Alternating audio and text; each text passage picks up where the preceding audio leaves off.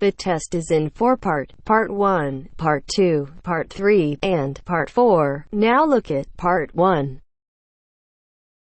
Part 1. 1. You will hear 3 conversations. The first and the third between 2 students, and the second between a student and a clerk. First, you have some time to look at questions 1 to 5.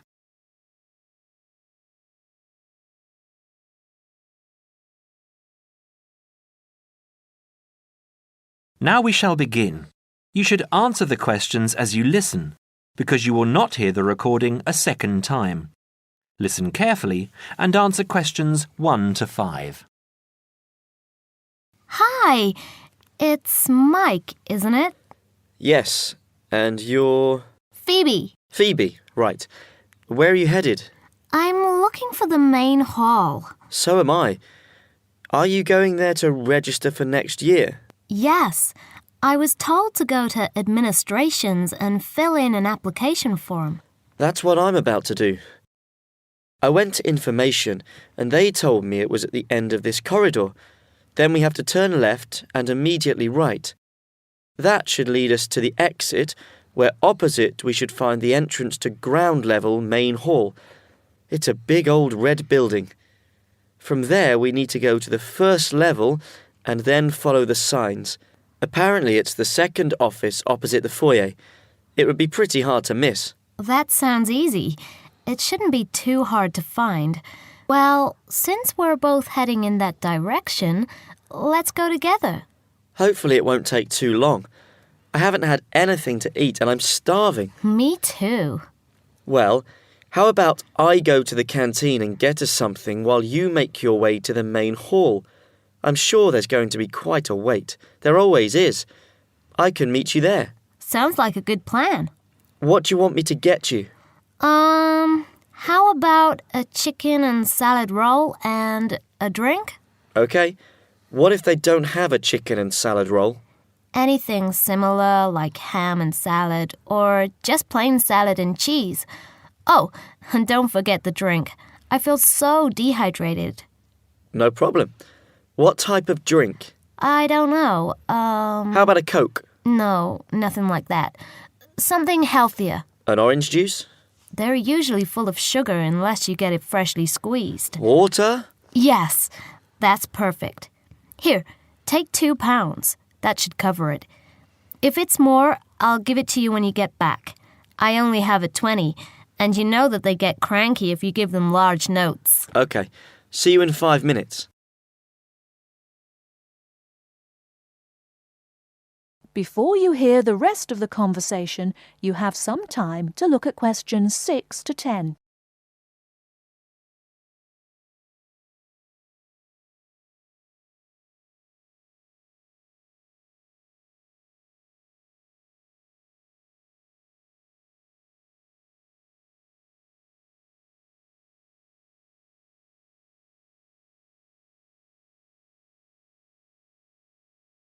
Now listen and answer questions 6 to 10. First year economics. I just have to fill out this form for our records. What's your name? Phoebe Payne. Can you spell that for me? Sure. P-H-O-E-B-E-P-A-Y-N-E.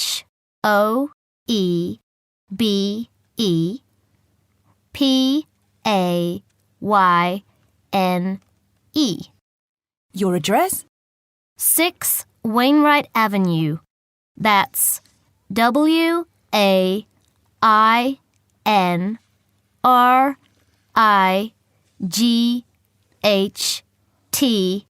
Nottingham. Nottingham. And your phone number? It's not connected yet. I've just moved in. Okay. When you get your phone connected, contact us. I'll just make a note that your phone number is to be advised. I'll do that. What course were you doing? Law? No. Economics. First year. First year economics. Yes, that's right. Okay. Take this card across to the economics department and get it stamped. And then you need to come back here to pay your fees. I've made an arrangement to pay in installments.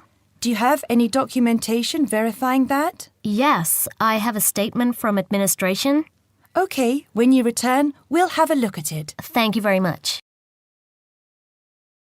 Here you are. It was quicker than I thought, but I have to get this card stamped and return here to organise my fees. That's good. It means that I won't have to wait long either. How did you get on? What with? Oh, the food. Well, there wasn't much left, so I got you a cheese and tomato sandwich and water. That's fine. Do I owe you any more? No, I need to give you back £3. But I only gave you 2. Oh, yeah. I thought you gave me a £5. OK, so we're square. So what do I have to do? Go to the desk and give your personal details. Then they'll give you a card that you need to take to your faculty. What's your major? Environmental science. OK, so you'll have to take the card to the environmental science faculty and get the card stamped, return to administration in the main hall, and organise your fees. And that's it? Yes, that means you're registered. Then we receive a letter with the details of our course where we'll be informed to go to the notice board or online to find out when and where our lectures are. OK, let's have this bite to eat first. That is the end of part 1. You now have half a minute to check your answers.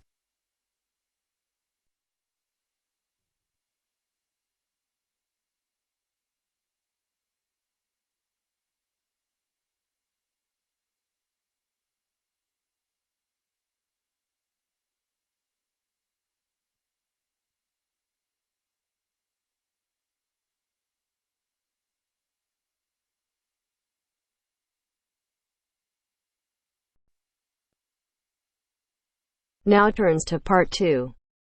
Part 2. You'll hear a message left to John on how to look after the house. First, you have some time to look at questions 11 to 17.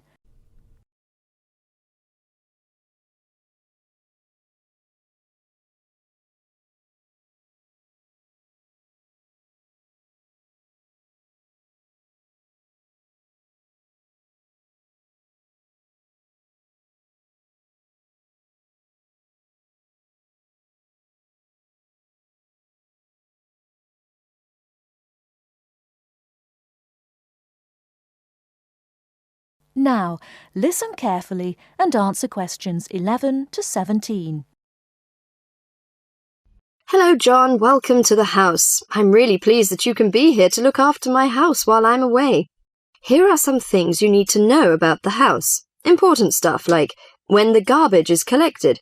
In fact, let's start with the garbage, which is collected on Friday. Just write garbage on the calendar on the days they take it away. Put it out on Friday every week. That'll be Friday the 22nd, Friday the 29th, and Friday the 5th. It's a really good service. The trucks are quiet and the service is efficient. The bin would be put outside of the house empty. It's a good idea to put it away quickly. This street can be quite windy. I once watched my next-door neighbour chase her bin the whole length of the street. Every time she nearly caught up with it, it got away again. The waste paper will be collected this Tuesday. That's Tuesday the 19th. There's a plastic box full of paper in the front room. Please put it out on Tuesday. The truck will come during the day. If you don't mind collecting old newspapers and other paper and putting them in the box, I'll put it out when I come home. The paper people only come monthly. I have some things to give to charity in a box in the front room. Would you put it out on Monday the 25th, please? It's a box of old clothes and some bed linen which I've collected, plus a few other bits and pieces. The charity truck will come by during the day on the last Monday of the month. Like the paper people, it comes monthly. If you want to use the library, you'll find it on Darling Street. I've left my borrower's card near the telephone. It has a very good local reference section if you want to find out more about this city. The library is open from 9 a.m. to 5 p.m., Monday to Saturday. I'm sorry to say that we don't have a cleaner. Oh yes, filters. Would you please change the filters on the washing machine on the last week of the month, no matter which day? We find that the machine works much better if we change the filters regularly. The gas company reads the meter on the 30th, the last Saturday. I think that's all the information about our calendar of events.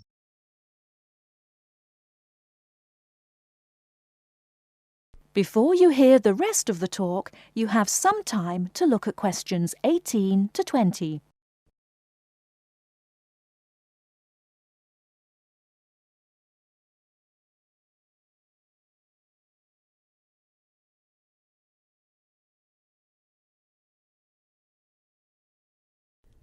Now listen and answer questions 18 to 20.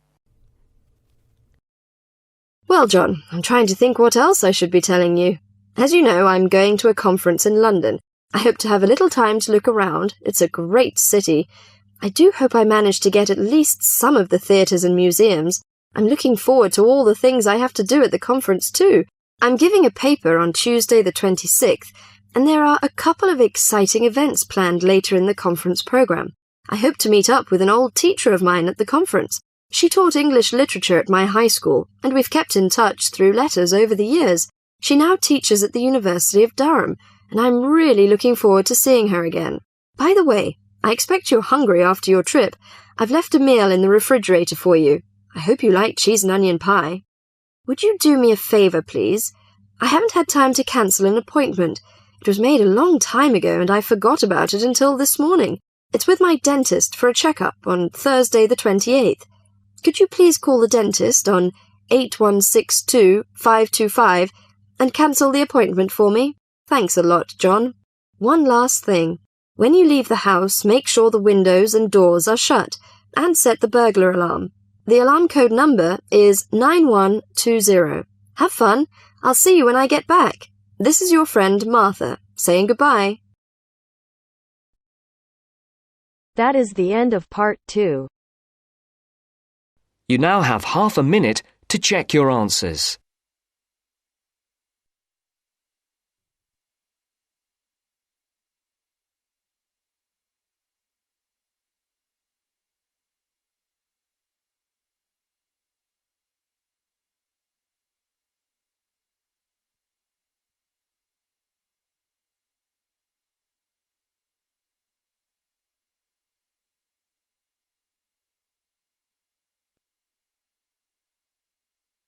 Now turns to part 3.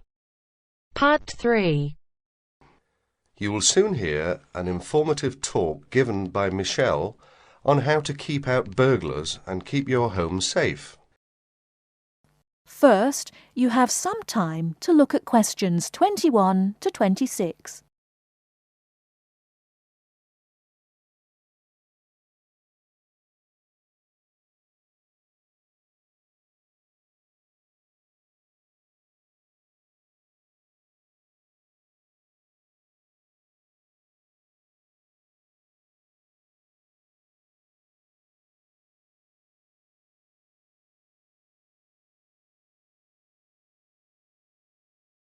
Now listen carefully and answer questions 21 to 26. Keep 'em out. There's no fail-proof way to keep out a burglar, but every little bit of deterrence helps.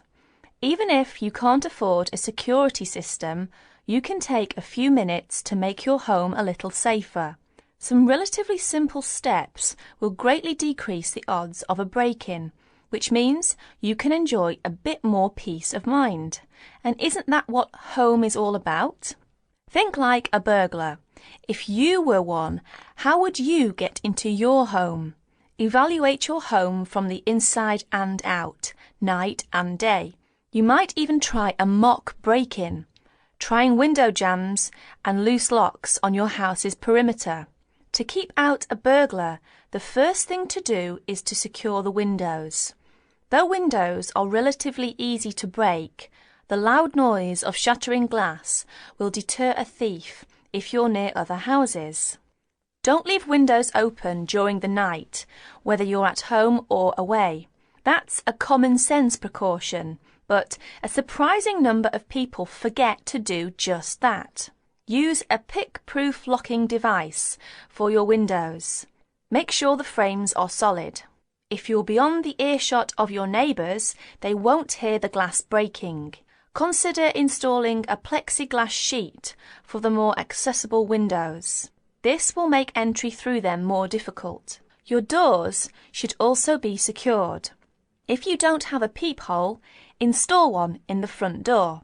If you have one, make sure that you and your family are in the habit of using it.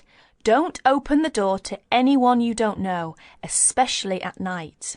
If the peephole is out of reach of your children, keep a stepladder or stepping box by the door for them to use. If there's any glass within 2 feet of your front door lock, consider a locking device that would be out of reach if the glass is broken. Now, a few tips on how to protect your valuables. Don't leave your valuables, stereo, computer, jewellery, etc., where they can be seen from the window. If you don't want to hide everything from sight, consider blinds. Make a valuables inventory. Keep a record of your expensive and personally significant items, not just a listing, but a photographic or videotape record if possible. Store this inventory at another location. This is helpful for both the police and the insurance agency to identify the stolen goods.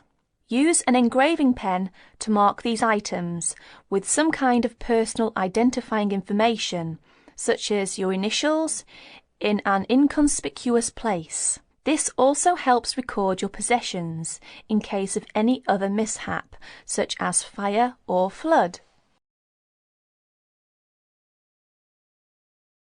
Before you hear the rest of the talk, you have some time to look at questions 27 to 30.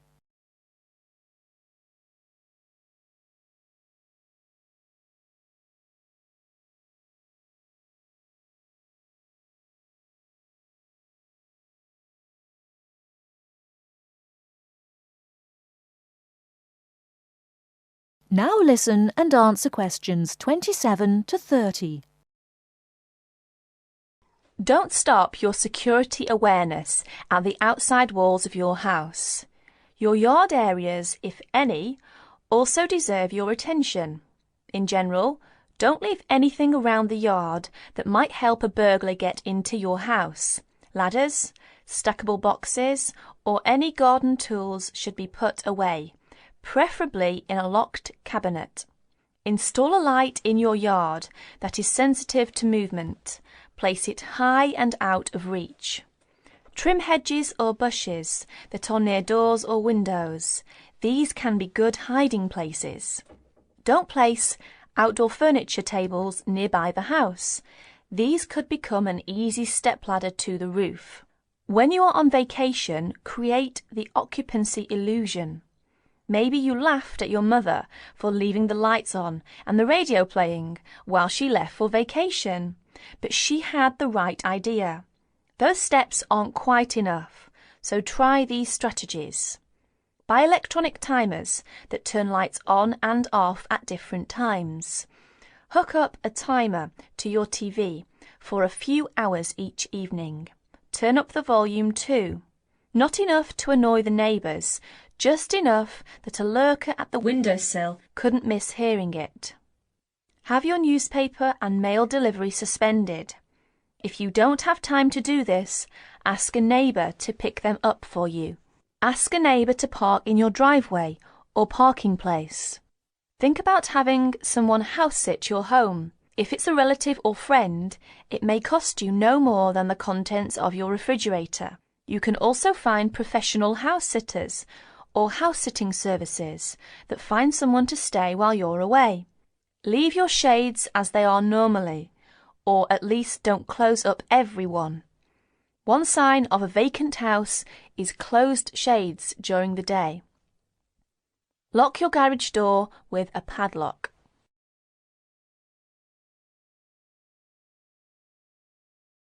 That is the end of part 3. You now have half a minute to check your answers.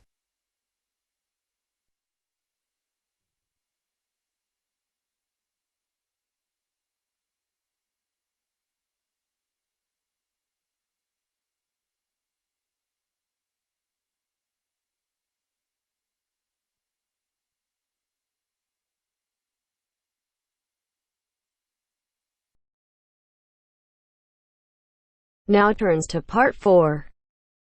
Part 4. Today I'm going to talk about my end-of-year project. First, you have some time to look at questions 31 to 40.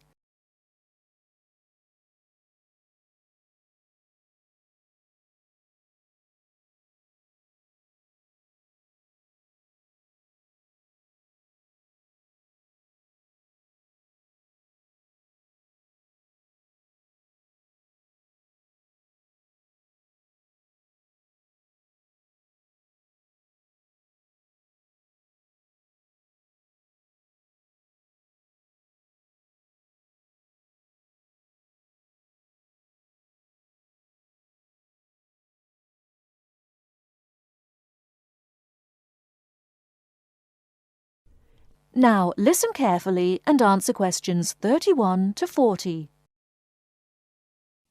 Good morning. Today I'm going to talk about my end-of-year project. I wanted to find out why men and women tend to perform at different levels in particular sports. Let me start by explaining why I chose this subject. Now, as some of you may know, I'm an enthusiastic long-distance runner myself, but I have never felt particularly worried about the fact that I usually finish several minutes behind my male counterparts. How it all started was when a first-year student approached me because he'd read an article about why women swimmers never compete successfully with men and wondered if I could look into the issue in regard to running. My tutor confirmed that a lot of interesting research had been done on this issue, and also I knew that whatever I found out was likely to be useful in training programs I run at a local girls' school. So, I started doing some preliminary reading, and what I found out was a mixture of the expected and the unexpected. It didn't come as all that much of a surprise to learn that male runners have more muscle and women more fat, and this accounts for most of the difference in sports performance between men and women. This is normally caused by differences in hormones. A male hormone, testosterone, builds muscle, whereas a female hormone, estrogen, causes fat to accumulate. Of course, this was something that we learnt about very early on in sports science. But then I began reading about the nature of muscle, and this is where I found something that did surprise me. Men and women have exactly the same type of muscle fibers, which means that they are capable of fuel burning at the same rate. I was also reading some very interesting research on differences between the average height of men and women. We all know, of course, that men are much taller on average than women, but what this means is that women actually work much harder because they have to take a lot more strides to cover the same distance. I hadn't understood that before I read this research. So, I set up my own small-scale research project to investigate some of these points and a few others. I asked for men and women volunteers from the university running club, and I timed their speed in a race. Then I worked out proportions by dividing a person's running time by their height. And what I found was that by this measure, men were only slightly ahead of the women. For my second experiment, I put weights on the men's shoulders, so that the men and women would have the same height-to-weight ratio. I found that under these conditions, the women actually ran faster than the men. In my last experiment, I decided to look at what is called elasticity, by measuring how high the men and women could jump. And I found that my male and female participants had equal levels of jump power. That is the end of Part 4. You now have half a minute to check your answers.